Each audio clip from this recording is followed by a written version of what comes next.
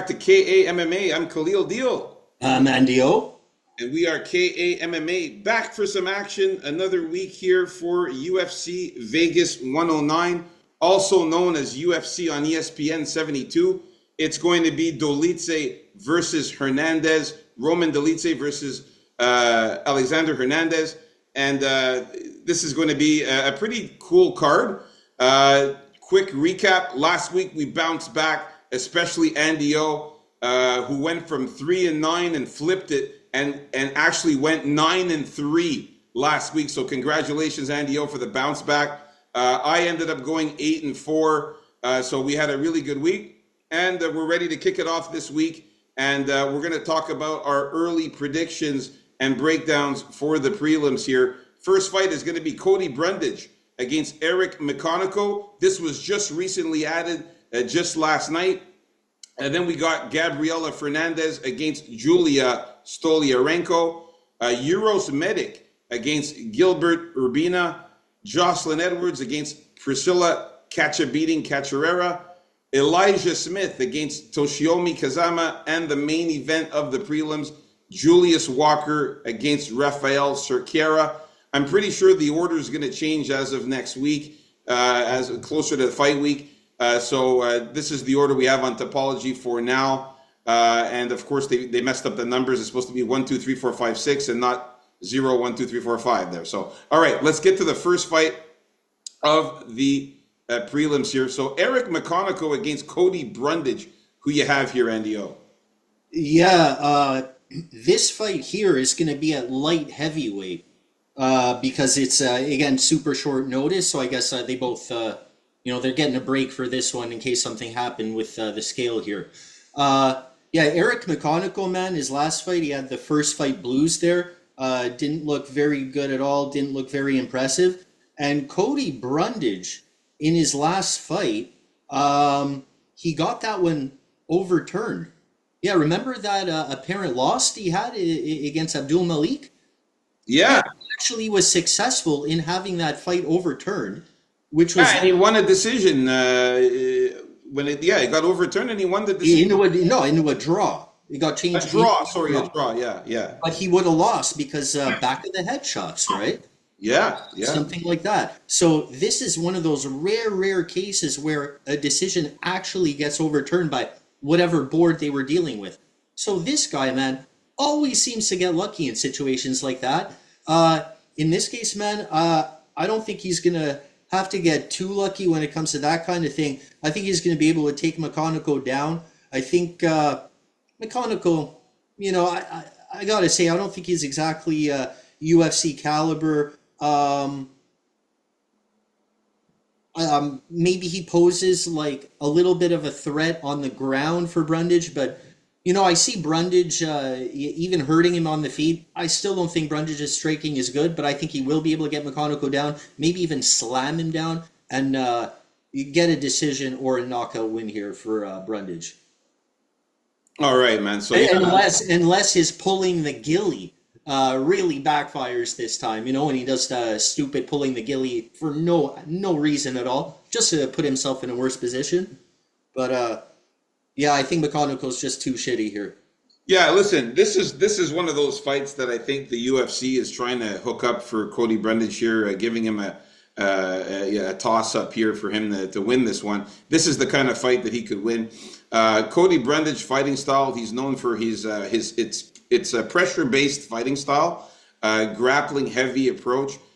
He aims to put his opponents in uncomfortable positions. He utilizes a strong Muay Thai base with a focus on clinching and takedowns. He also emphasizes the mental aspect of fighting, gets in your head while you're fighting. He likes chaotic situations. As you mentioned, he's always in some kind of controversy or something weird. And Eric McConaughey, he seemed to have quit in his fights a few times. Maybe that was kind of like the getting into your head stuff too. Yeah. Eric McConaughey, this guy's fighting style is more grappling and submission wrestling. He's pretty skilled at mixing up his attacks, and he's got some professional grappling experience, especially in the clinch situations. Basically, he's able to engage in grappling, and he's got some submission techniques. But like you said, man, he's not really been that impressive. The first fight against Nursultan Rizaboyev, although Nursultan Rizaboyev is a beast, man, and he's huge and stuff, he got knocked out in that fight with a right hook, and he did look good in the lower level events in LFA and in Tough Enough, beating guys down there. But you know, as soon as he makes it into the UFC here, he had that huge loss. You know, Cody Brundage is you know, he's pretty much a veteran at this point. Fought way better competition. You know, guys like Zach Reese, Jacob Malkoun, Cedricus Dumas, Rodolfo Vieira, Michal Oleksiejczuk, Tresean Gore. The list goes on. William Knight. He's fought a lot of fighters in the UFC. So I just think he's better overall. He's been there, done that, seen guys like this all the time. I think he's going to eat this guy for breakfast. Give me Cody Brundage to win this one here. I say by finish, knockout or submission. You can see that this guy, Eric McConaughey, has been knocked out 3 times. All 3 of his losses have come by form of knockout. I think Cody Brundage could knock him out or even sub him here. So I'm going to take the finish for this guy. And he also showed up in better shape for the last fight. Yeah. He actually looks really good these days too. So yeah, I think he's going to be able to put a beating on Eric. We'll see how he looks at light heavyweight. Yeah. Well, I mean, it's not much difference. They're both the same size. These guys, they're both middleweight guys. So, all right. So let's move on up to the next fight. We were in agreement with this one. Next, we got. Oh yeah, ladies going at it. Gabriela Fernandez against Julia Stolyarenko. Man, I remember a time when I used to cash out a lot of checks on Julia Stolyarenko by submission back in the day, man. Bro, this is all I'm gonna say is this is one of those times you gotta put like a little something on that. That's it. It's sub or nothing for this one here. Yeah, I do definitely. We'll talk about the betting on Friday, but yeah, definitely put a little sprinkle on Stolyarenko by submission there because she is a submission specialist. She's primarily a grappler. She's got a strong background in Brazilian Jiu-Jitsu, very good submission grappling. She also has experience in the Lethwei, which is a form of Burmese boxing. You know, I just found that out actually, and that's one of the most, it's considered the most brutal hand-to-hand combat sport in the world. Yeah. So she's known for, but her striking has never been anything. Yeah, it's like, that's a funny thing. Yeah, it's like, I wouldn't have known that. I wouldn't have figured that one. But yeah. She's got no knockouts, so she's not a threat on the feet. She's known for her aggressive grappling style. That's the pursuit of submissions and particularly arm bars. She's very, very good at arm bars. And with a big muscular arm, like Gabriela Fernandez here, it's not one of those skinny, long, lengthy arms that you can easily get a arm bar on.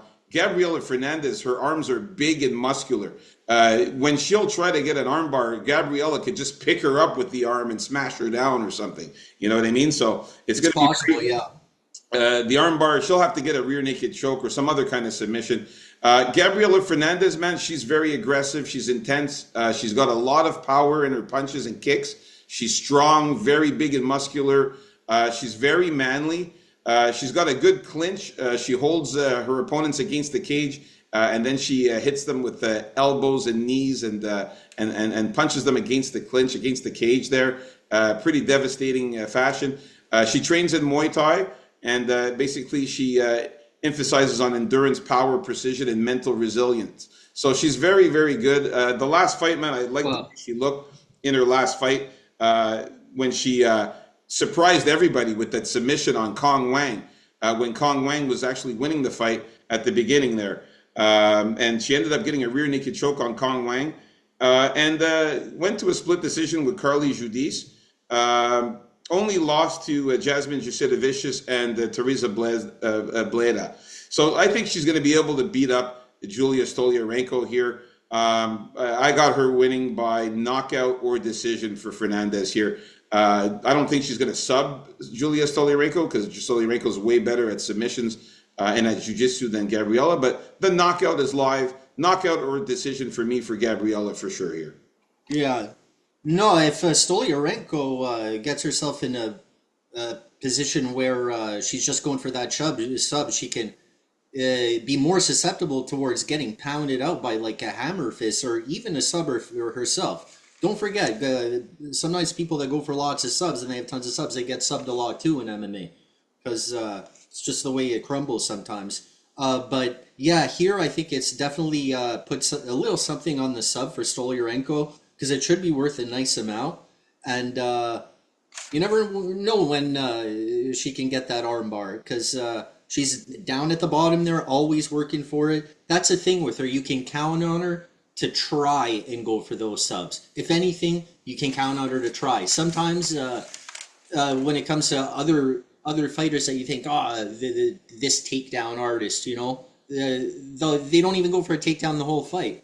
In this case, you can rely on that. I don't think it's going to get her to the win. The play is going to be on Fernandez, who I don't think is that good either, but good enough to beat Stolyarenko. Better striker, and she has kicks to the head, to the midsection, and down low, everywhere, which I like, pretty strong. As you said, pretty manly, I like that too. Stolyarenko comes out strong. She's there to fight, you got to hand it to her, but I think she's slightly not at the level of Fernandez in this one. So give me Fernandez by decision or knockout. All right, so we're agreeing on the second fight of the prelims. Moving on to the next fight now. We got here Euros Medic, the doctor, against Gilbert Urbina. Who you got here, Andy O? Yeah, here I'm gonna stick with the doctor on this one. I think his striking is gonna be better. I've always liked his body shots, and I usually say, hey, with Medic, keep an eye out for those body shots. They're gonna open up other parts of his game. Recently, though, you gotta say he didn't look impressive against Pugliani Soriano when he got knocked out right away by him. Very disappointed at that. In that, I thought he was more clever of a fighter to deal with against a guy that's not so clever, in my opinion, in Puni here.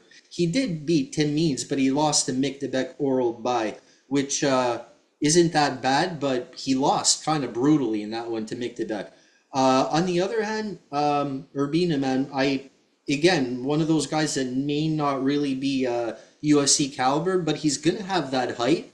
Do you know about the reach here? Yeah, he's going to have a 2-inch height advantage and a 4-inch reach advantage for Urbina.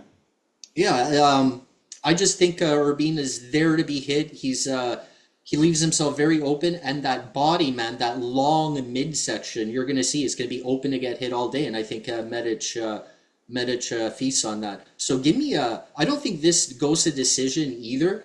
And the way Medic has been fighting, man, maybe he'll get finished here himself. So maybe that's something to look at for the betting. But obviously, way more likely that Medic finds a finish. So I say finds a couple nice body shots and crumples him, then puts him away with maybe some ground and pound. Yeah, man, I got to go with the doctor here as well. Euros Medic, he's a Serbian fighter, man. He's got very precision striking, aggressive kickboxing techniques. He trained in kickboxing and judo from a young age, and he's got a nice record here of 10-3.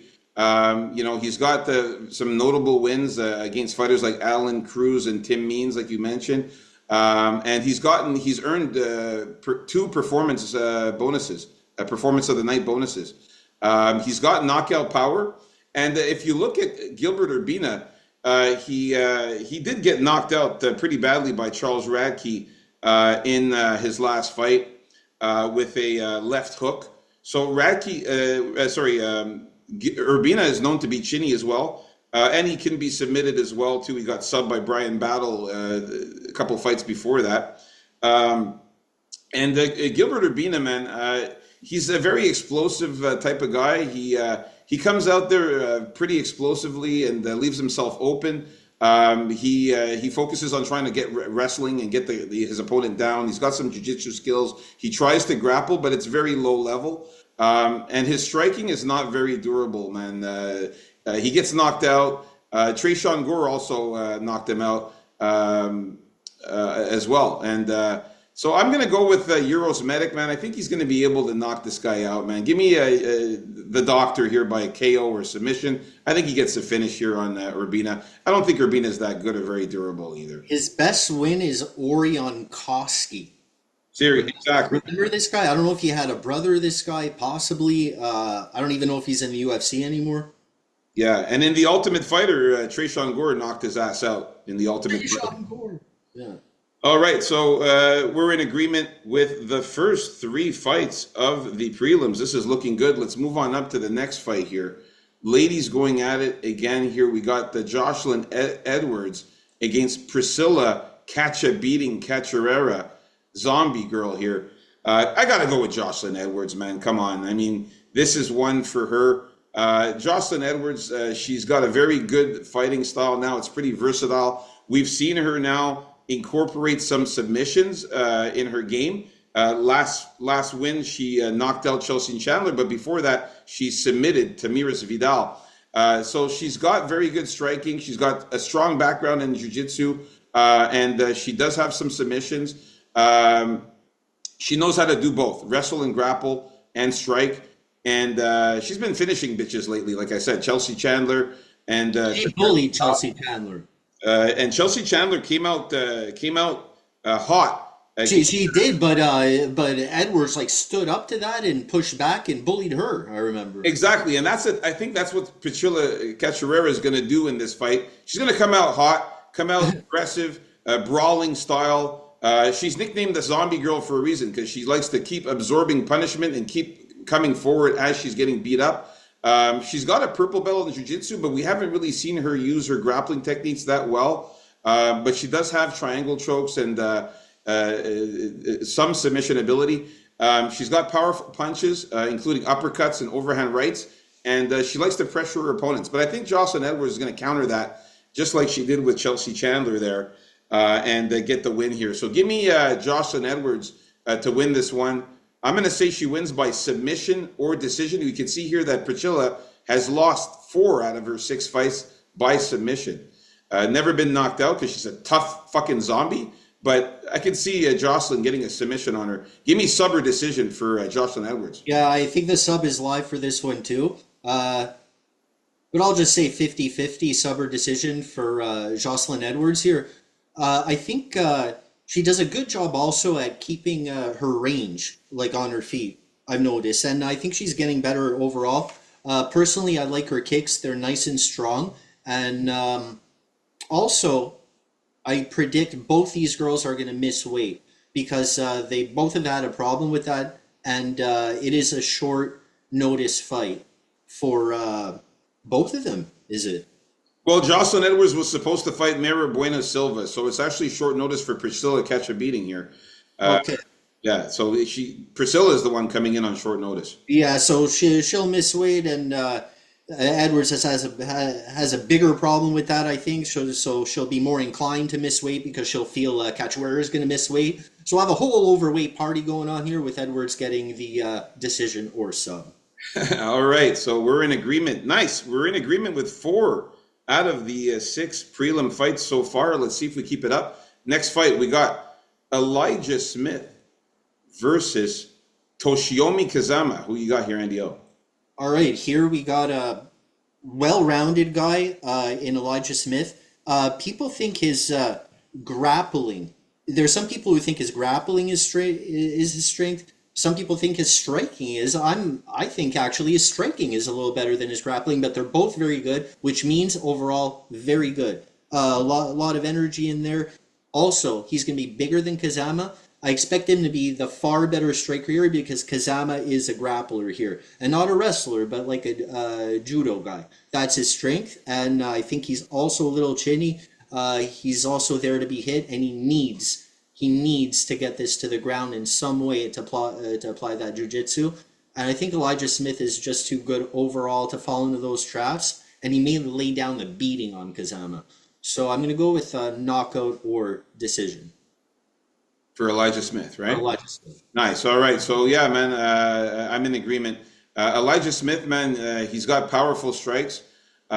He's able to maintain a firm stance and a high guard He waits for the perfect opponent to strike. So he's very calculated. He's got a calculated style, and he's patient and very precise. That's why he's got a lot of first-round knockouts. His takedown accuracy and his ability to dictate the pace of the fight are also notable aspects of his fighting style, so he can get takedowns as well. Toshiyuki Kazama is the complete opposite. He's a brawler. He likes to be very aggressive.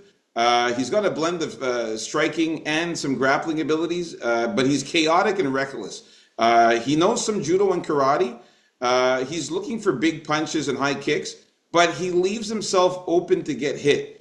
And that's the reason why, if you look at his 4 losses, 3 of them come by knockout. And just recent knockouts, too. He's gotten knocked out by Garrett Armfield, and the fight before that, Rinya Nakamura knocked him out. And even in the LDH lower level events, he got knocked out by Shoji Saito. So this guy's very chinny, gets knocked out easily, leaves himself open to get hit. Definitely Elijah Smith's a guy with power who's got knockout power. Man, I got to go with Elijah Smith, knockout or decision here. All right, so we're in agreement with this one as well. We're at the main event of the prelims. Guys, if you haven't already, hit that like button and subscribe if you're new. So Julius Walker against Rafael Cerqueira. I gotta say, man, super impressive fight by Julius Walker in his UFC debut against Alonzo Menifield. We watched that fight. He looked awesome. He's got a good fighting style where he strikes at a distance. He's got power. I backed him to win that fight. Yeah, I did pick him to win that. We both did, I think. He strikes at a distance. No, you picked Alonzo Menifield, if I'm not. Yeah, you picked Menifield. I picked him because he was the dog in that one. So I picked him and Menifield beat him. Yeah. I think you picked Menifield and Menifield beat him. Yeah, you won with Menifield. I remember that. I took Julius Walker and lost. I remember that.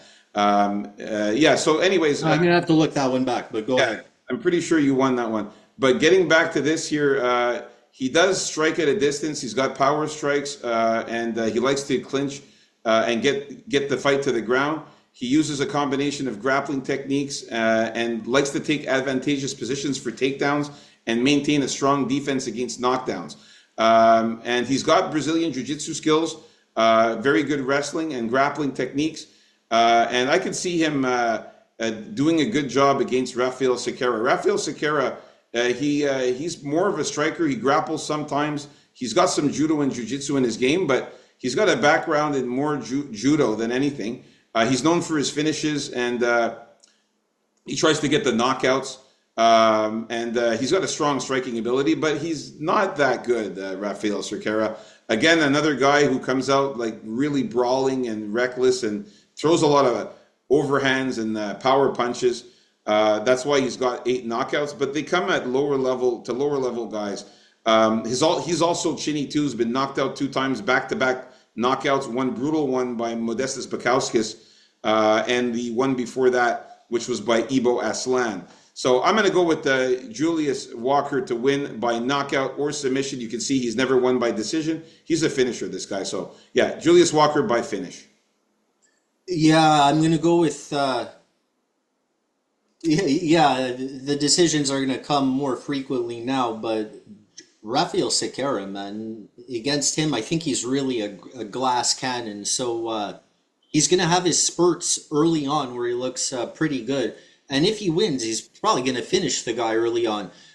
He has good, solid kicks. His skills are well-rounded enough, but he's just too finishable, and I don't think he belongs like at the highest level. So very impressive fight from Julius Walker there. If only because he didn't stop when he was getting exhausted there with Menifield, and he kept on trying, and they were wailing away at each other. Showed some toughness in that fight also, and so I gotta go with Walker by knockout most likely, or decision. No, I agree with you, or sub.